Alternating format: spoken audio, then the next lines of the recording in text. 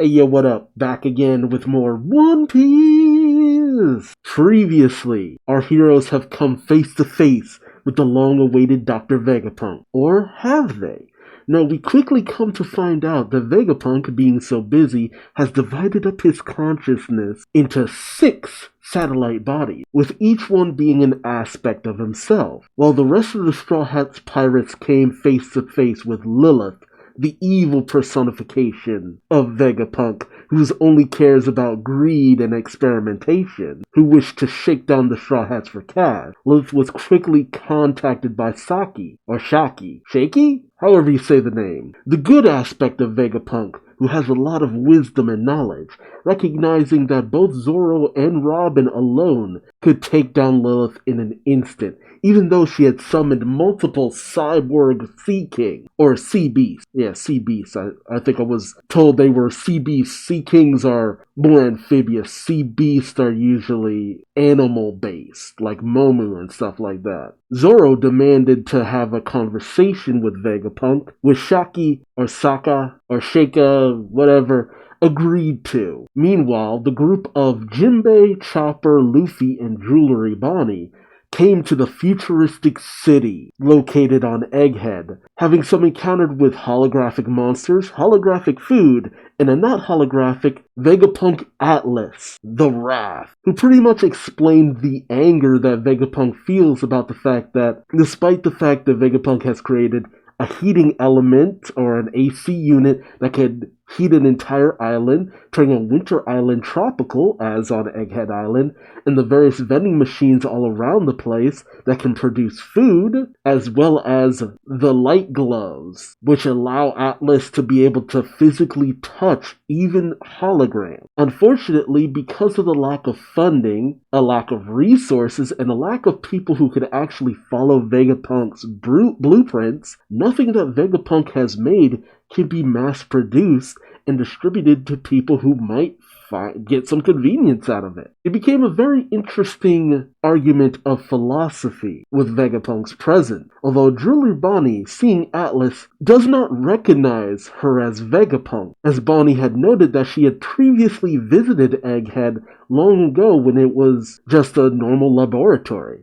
We also come to find out, though Bonnie didn't reveal it to the rest of the Straw Hats, that Bartholomew Kuma was her father, and she was seeking Vegapunk out in order to restore him to normal. We also discovered that CP0, namely Stussy, Kaku, and Rob Lucci, are headed to Egghead themselves with the defective Seraphim of Kuma. But this isn't just a return for repairs mission, no. As it turns out, they've been tasked to assassinate Vegapunk, as well as all of his satellite bodies. And while Lucci is kind of suspicious about why they would take down one of the most useful people in the world, Stussy and Kaku make sure Lucci understands that asking questions is not their job. Following orders is their mission. So it seems as though Vegapunk might end up needing the Straw Hats' help in the near future. So join me as I discover the Straw Hats' adventure in the land of Scythe, won't you? Alright, One Piece, chapter 1063. My Only Family. Oh, wow. And German 66's An Emotionless Excursion, Volume 21. Pudding's been abducted. Okay, so those 2 unknown figures, one of which is clearly Aokiji, or Kuzan, or whatever, seemingly managed to take down both Brûlé and froze over Cracker. Cracker took yet another L, but it was Aokiji. I'd be surprised if he put up more of a fight than this. But they took Pudding. Jeez. And Kuzan was working with Blackbeard to some extent, so it must be in an effort to read the poneglyphs? That's the only thing I could think of, because that was the big thing about Pudding. Her third eye was for the purpose of reading the poneglyphs. It's just that Pudding hasn't awoken it yet. That's why they went to Cacao Island. Oh boy, Sanji's Huddy is in trouble. But we saw 2 figures go. So, obviously, Blackbeard wouldn't send Kuzan on a mission by himself, but who was sent with Kuzan? Oof. We see Chopper, Luffy, and Bonnie having stuffed themselves silly, just pleased with themselves after all of that food carnage. Bonnie says, that was so good. Luffy says, when is everyone else gonna get here? And Chopper says, they'll be amazed when they see this food machine. Except for Sanji, he'll be mad. Yeah, he'll put him out of business. And Atlas just kind of chuckles. You ate your fill. All 4 of you are stuffed to bursting. And, that being directed at Jinbei too. Jinbei just says, no, I always look like this. Like, ouch. I don't know how to feel about that. But the trio of gluttons left behind a mess, but it's being gobbled up by Recycoli, a dog that just munches away at the trash. Cool. And then Atlas waves at them saying, well, I've gotta go. Need to get back to my job. Violence. What? What? Excuse me? My job. Violence. I mean, I've heard of waking up in the morning and choosing violence, but have it be your job, dang. Oh, I also heard it said that there was a misdrawing that Oda had done. He had actually put a 6 on Atlas's dress, but it was supposed to be a 5. It looks like he corrected it, though. We also see Atlas just rocket up and deck the holographic dragon in the face yet again, with Bonnie just looking on and be like, what kind of job is that? That is a very good question. We then see some little people and a big person, a few people, just walking past, and Chopper's just like, what are those? What does he mean, what are those? Don't you mean who? Then again, maybe they're not normal people, because they don't seem to be minding Atlas too much, but who knows how often Atlas is just beating up on holographic beings. Bonnie says, well, it's a research lab. Maybe they're researchers? Jinbei sees them, and we see a few automaton people in there as well. Jinbei says, there was no one here before, but now the town's full of people. Perhaps they were wary of us before. That's a good call on that one. And once you're talking with Atlas and didn't really show to be jerks, aside from that one punch Luffy gave to Atlas, then seemed too combative, I guess. Bonnie questions, they're wearing heavy clothes for such a tropical place. And then Luffy gets caught up in something, saying, what the? And Chopper cries out for Luffy. But then Luffy's outfitted in the same outfit that everybody else on the island is wearing. And it reads SSG, dressed up like one of the researchers. Ooh, so that might actually end up making him look incognito. Luffy in his new Vegapunk style suit says, wow, it's so light though, and breezy cool. Bonnie questions, wait, where'd you get that outfit? Ooh, clothing change. And Luffy, now with a bit of meat, says, in there. Okay, some clothing place. An insta-clothe thing. And Bonnie says, they gave you food and clothes? Perfect, the salt water had me feeling oily. Bonnie looks at the display for choosing. It says, my preference? Combat gear. But then when it gets to work, she says, I can take them off myself. And she's outfitted in a suit that makes her look, damn. I know they just got some food, but Bonnie looking like a snack now. She says, hey, it is light. These shoes make me feel like I'm floating on air. Nice. The shoes make me think of Uraraka from My Hero. And Jinbei comes out with a Hawaiian shirt saying, good thing they had tropical pattern. It makes for a better disguise.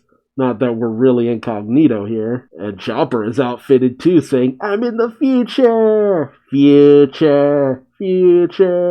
Bonnie turns to him and says, alright, I'm going to go rustle up some weapons and put the screws to Vegapunk. So long. But Luffy, who's on top of the fashion machine building thingy, says, hey, wait, I see the bear.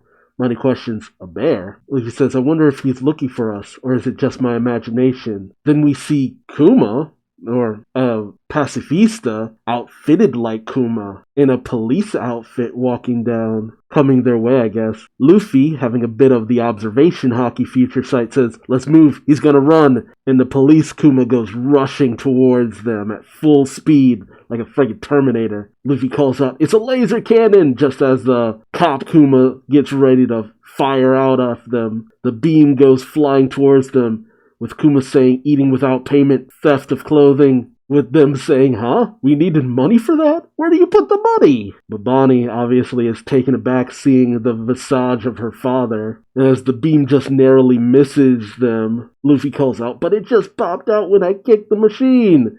And Jinbei says, sounds like property damage to me. As they're blasted away, Luffy and Jinbei manage to recover their footing, with Luffy saying, is that supposed to get the death penalty? Jinbei says, seems like excessive punishment. Luffy calls out, we gotta fight back before he gets the best of us. Jinbei says, it's justified self-defense if you ignore the part about us being pirates. And as the bot goes rushing at them again, Luffy says, sounds good, sorry man. And he goes into gear third with his arm hockeyed up, ready to strike at the police bot. As it readies a laser blast from its hand, Luffy goes in with a gum. Ooh, but before he can do anything, his observation hockey catches Bonnie about to kick him, but it still makes contact as she yells at him to stop. So the blast missed them. They hit the ground, and Luffy calls out and yells at her, hey, what was that for, Bonnie? Oh, he remembered her name. He was shooting a laser. I should at least get to punch him. But Bonnie's having a bit of a moment as the pacifista gets ready to fire off another laser. She starts to tear up, telling him, that's my daddy. Luffy's in shock as she tells him, and he's my only family. Okay, so no mom in the picture. Oh, wait, what about Connie? The Queen Dowager or whatever of the Sorbet Kingdom. I thought they were related, but is Connie dead too? Chopper is shocked and says, so the dad who got turned into a cyborg, and Jinbei puts it together, was Kuma. And she tells him, please, I'm begging you, please don't hurt my daddy. As she flashes back to when Kuma was still mostly human, and you get to see a young Bonnie being picked up by her dad. But as the pacifista gets ready to fire, Luffy goes running towards her saying, run, dummy, it's a pacifista! And then you just see Luffy running towards her, and a massive explosion on the island. Like, seriously, that is excessive force for a little bit of theft. Oh snap. We then cut to a stretch of sea in the New World, and you hear Blackbeard laughing on the board the Saber of Zebek saying, Zeh-ha-ha-ha-ha. It seems they're in a fight with the Heart Pirate. We see the Polar Tang diving under the water. There's a breach in the hull. The High Pirates are calling out, one more hit and the water pressure will crush the sub. Rise to the surface. There's no escape. Lands close by to the northeast, and you see a female version of Law, as well as Beppo? Beppo's gotta do. And Law calls out, prepare for battle, hurry! Man, female Law be looking cute. And Penguin and Sachi are just like, you look fantastic, Captain! As Law calls out, don't make me beat you over the head. But then suddenly Penguin and Sachi call out, oh shoot, no, it got me too. Don't touch anyone who's already got it. Oh, you can affect each other with it. What the hell is this? This power can infect other people. It'll change your gender. But Law says, but I learned something in that Emperor fight. You can break through these powers can't withstand intense enough hockey. Okay. And as the Polar Tang comes to the surface, the Heart Pirates call out, we've reached the surface, Captain, while Law has managed to transform himself back. Whose power is this? And you see Doc Q observing from the top of the Saber of Zebek as the Polar Tang hits the surface and everyone goes rushing out. Does Stronger have wings now? Doc Q says, oh, so he broke through the disease. He's worth $3 billion for a reason. And you see Doc Q, who now has the sick fruit. And once he's broken through, his antibodies will spread just as the illness did. Did you have fun with my feminization disease? What? It was just an excuse for Oda to draw a tit. And we see Van Auger, who now has the warp fruit, who I guess can teleport people from one place to the other. As Van Auger tells Burgess, we're moving to the island. While Burgess says okay. It kind of looks like half of Burgess's face is mechanical now, though. Huh. Yeah, they warp off of the Saber of Zebek and onto the island as the Heart Pirates call out, someone's further up ahead. And Law sees him, Jesus Burgess, who now has the strong fruit. Or, hell, maybe they always had these fruits and we just didn't know. And we see Burgess lift up an entire mountain saying, Whee! The strong fruit power is unstoppable. Okay, phrasing it like that, I don't think he had that fruit before. Whee! Ha ha ha! He laughs as he gets ready to truck the mountainside. The Heart Pirates call out, Burgess, he's lifting a mountain! As Jean Bart says, wait, when did he land on the island? Law assesses the situation, saying, super strength, contagion, teleportation, all these preposterous powers they've gained through hunting down devil fruits. No wonder their bounties just keep rising. And as the mountain gets ready to hit the Heart Pirates, Law uses his room to get out of there. Oh boy, I hope they can make it out of there okay. And Blackbeard, who's on the back of Stronger, flies down to where Law is saying,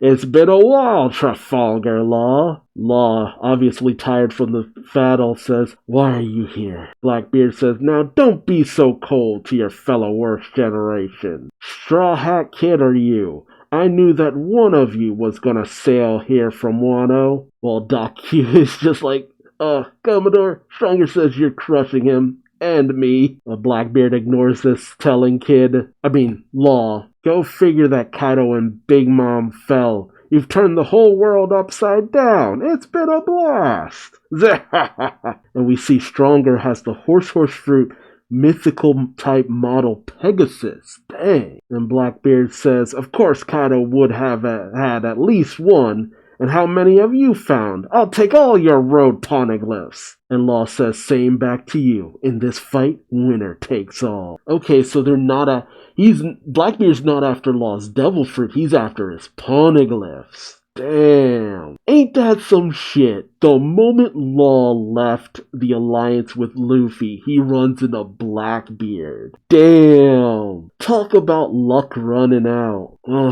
At the very least, if Law falls at the hands of Blackbeard, he won't get his devil fruit stolen. See, this is majorly unfortunate, because it's been the biggest downside of the Heart Pirates. Law is the only real capable person on that crew.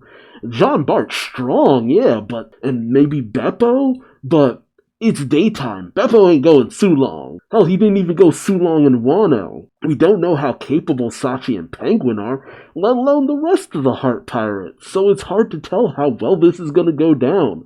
Especially, see, if it was just Blackbeard, okay, we might be able to deal with this. But Blackbeard, Van Argar, Doc Q, Jesus Burgess, it's some tough customers, dude. They're not the strongest of the strong, but they have some fairly capable powers and a whole lot of luck on their side. Now I see Law getting backed against the wall. Maybe one of their crewmates is just like, here, poneglyphs, take it and leave. Unless we see maybe some of the rest of the Heart Pirates end up pulling out that they're a lot more capable than we thought they were. I don't see this going well. I don't hate Law's crew. We just have never seen them really step up against anyone who really mattered that much. That's a bummer. That is a bummer. It was cool seeing female Law in the actual canon, though. It's just I remember that SBS of how the worst generation. And Oda had done it for a lot of characters, what they would like as females, but Law was looking pretty good as a girl. Did not hate it. I feel bad for Bonnie, though. It's just Luffy tells her it's a pacifista, but it's just all the pacifista look like her dad. The dad that she cares so much about and is trying to rescue and save and help. It's just a reminder of all the changes that were done to him. I don't blame her for just not even remotely wanting to see anything affect him, even if it is just a copy. That is a bummer, though. Oh. And how many years has it been since she saw her dad, though? And the only family she has left, it had to be that, she just looks like Connie, who was probably her grandmother, right? Her grandmother probably passed away some time ago, and that's probably when she set out to sea, became a pirate, trying desperately to find her dad, who was the only one left. But I would think that, she would have been the next ruler of the Sorbet Kingdom then. Because seriously, what is going on with the Sorbet Kingdom? That's what I keep wondering more and more. Kuma was called the Tyrant. Okay, what's the status of the country he was from? Because he became part of the Revolutionaries. How long had he been a member of the Revolutionaries? Maybe Bonnie doesn't consider Connie family? Something along those lines. And there's also the question of, is it even possible to get Kuma back to how he used to be? But Vegapunk seems to have granted Kuma his request a few times in the past. So I have to assume that they were on some form of good terms. Or maybe Kuma's mind is in a backup or something like that. Like, just insert this into Kuma's disk drive and it'll be back to how he was before. I saved everything in regards to him from right before he fully got turned into a full-on pacifista. It was also cool how often we actually got to outright see Luffy's observation haki in process, because you could see him noticing something just as it was about to happen or before it happened. Also, I think we knew it before, but confirmation that Bonnie has armament haki, because that kick actually threw Luffy for a loop though. Everybody got these futuristic outfits too. I wonder if the rest of the Straw Hats will get them as well. Also, I'm wondering if these outfits are showing off like full-on bare legs, or it's like skin-tight material on the legs. Because right now Bonnie look like she ain't wearing no pants. Not that I'm complaining. Not to mention Atlas seemed chill with them before, so it's a little weird that Atlas isn't like coming down to the pacifista and being like, no, everything's okay, they're cool, or something. I mean, Atlas could have at least explained to him what was going on. I'm also surprised that Bonnie didn't at least even remotely ask Atlas about her calling herself Vegapunk before she left. And get it, she's trying to be kind of incognito and not draw too much attention to herself, and calling out that you're looking for Vegapunk to someone who called themselves Vegapunk, be a little iffy. Oh no, I really am just curious about the relationship between Bonnie and Kuma. Honestly, I'm just interested in Kuma in general. He has been such an enigma with his actions previously. But tell me your thoughts in the comment section below. What are you most interested in? Bonnie and her relationship to Kuma? Seeing her try to get her father back to how he used to be? And the adventures in Egghead? Or are you more interested in the battle between Blackbeard and Law? I highly doubt we're gonna fully see that battle though. We might just only see the aftermath of it in a chapter or two. But I'm interested to hear from you. Great artwork this chapter, always A+, A1 stuff. But until next time, I've been Duuz-Diz-Din. Remember to like, subscribe, and hit the bell for notification. And I'll see you in the next video. Till then, bye-bye.